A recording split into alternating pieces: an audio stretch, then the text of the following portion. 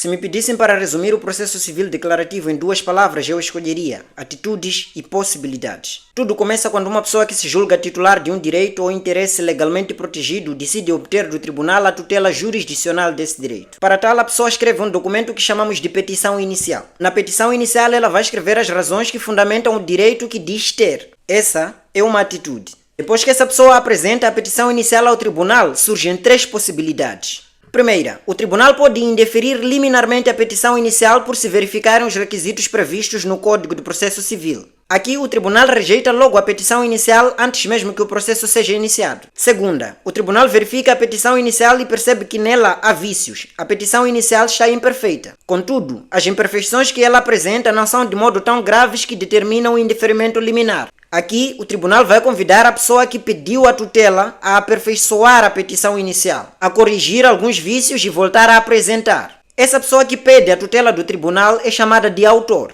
E a terceira possibilidade é que o tribunal, ao verificar a petição inicial, não ache qualquer vício que determine o indeferimento liminar, nem acha razões para convidar o autor a aperfeiçoar ou a melhorar a petição inicial. Neste caso, ele manda citar o réu, que será a pessoa contra quem o pedido de tutela jurisdicional foi feito. Agora, imaginemos que a petição inicial seja liminarmente indeferida. Possibilidade. Ao autor cabem 3 atitudes. E a primeira atitude que o autor pode tomar nessas circunstâncias é não tomar qualquer atitude, nada fazer. Se conformar com o indeferimento liminar da petição inicial e talvez dizer que em Moçambique não há justiça. Ou pode confiar no sistema judiciário e apresentar nova petição inicial dentro de 5 dias. Se ele não o fizer dentro de 5 dias, ele poderá propor outra ação, mas não irá gozar do prazo que beneficiava ao propor a primeira ação.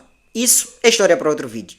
Agora nos foquemos na terceira atitude que o autor pode tomar em caso de indeferimento liminar da petição inicial, que é não se conformar com o despacho de indeferimento liminar da petição inicial e interpor recurso de agravo desse despacho dentro de 8 dias. Agora, imaginemos que a petição inicial não tenha sido indeferida liminarmente, que se tenha verificado a segunda possibilidade quando o tribunal recebe a petição inicial, que é convidar o autor a aperfeiçoar a petição inicial. Nesse caso, a tutela do direito do autor não foi negada liminarmente. O que este pode fazer é aperfeiçoar a petição inicial e voltar a apresentar ela, dentro do prazo fixado. Mas o que dizer nos casos em que o tribunal julgue que a petição está perfeita, sem nenhum vício? Neste caso, a petição inicial é recebida e o réu é chamado nos termos da ação. Ocorre aquilo que chamamos de citação do réu para contestar. Se o processo ocorrer na forma ordinária, o prazo dado para contestar é de 20 dias, mas é possível que ele apresente a contestação no dia 21º mediante pagamento de multa.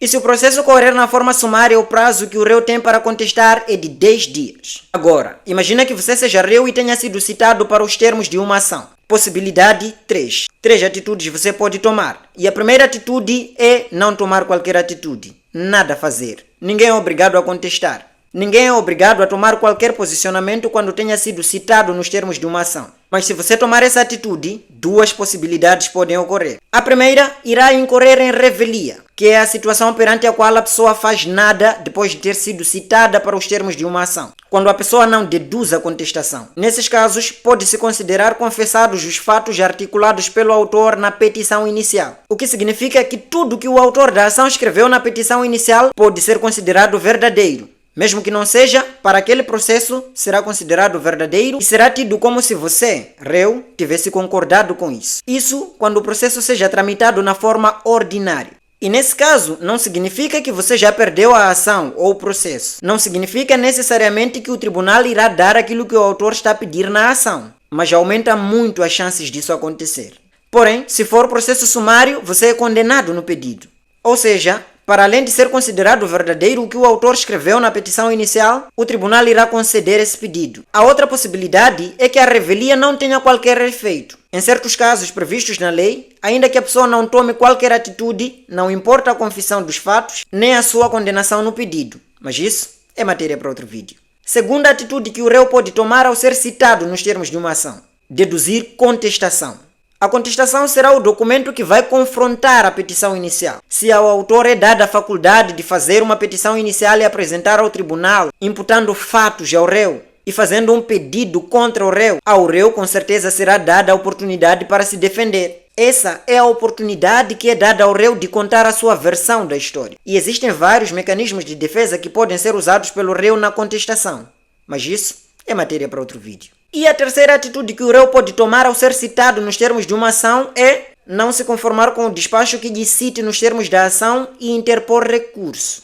E tudo isso são apenas possibilidades. E tudo isso apenas na primeira fase do processo. Ao longo do processo, as partes, autor e réu, serão submetidas a vários atos. Cada um destes atos vai importar diversas possibilidades, até ao julgamento do processo e eventual recurso, que também é uma possibilidade, ou atitude que pode ser tomada por qualquer uma das partes.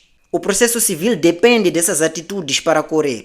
Essas atitudes são provocadas pelas partes.